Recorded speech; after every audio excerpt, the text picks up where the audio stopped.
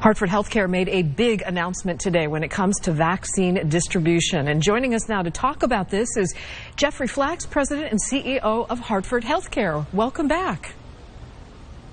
Thank you. Good afternoon, Lisa. Good afternoon. So tell us about your big announcement today.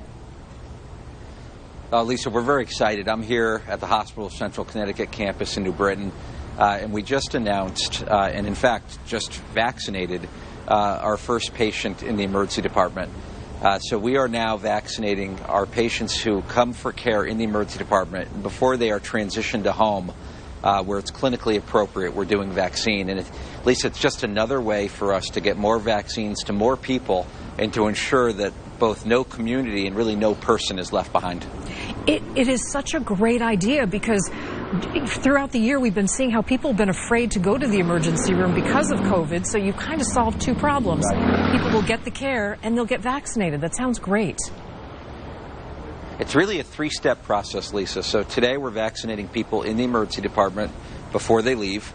We also have begun initiating and are vaccinating our patients in the hospital before they transition to home or to a nursing home. And then third, next week, we're going to begin vaccinating people upon entry to our behavioral health facilities. So we are doing whatever we can where people would want the vaccine to make it available to them and to educate them and to do our best, again, to ensure that no person will fall through the cracks. That's fantastic. All right, you reached an impressive milestone when it comes to vaccinations. How many vaccines have you administered to date?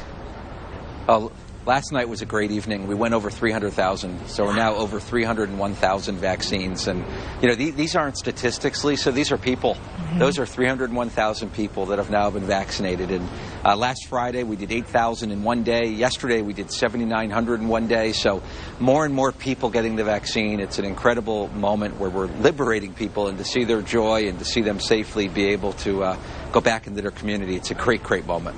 Those are some great numbers. All right, you've been really focused on priority zip codes. I understand you've delivered more vaccines than most. Tell us about that. What is Hartford HealthCare doing with the zip codes? We're working closely with the governor, with his team. There are 50 prioritized zip codes in the state where there's greatest need for people who are most vulnerable.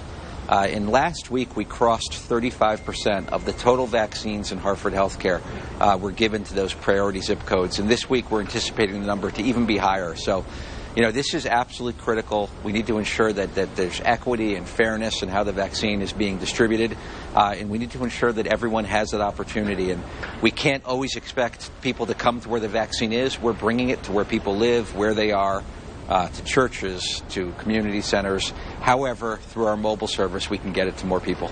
Tell us more about the mobile vaccination vans that you now have embedded in some communities. Are people responding? Are they coming out? Lisa, for the last year, we've been using our mobile vans to both deliver first testing at very high levels and now significant numbers of vaccines.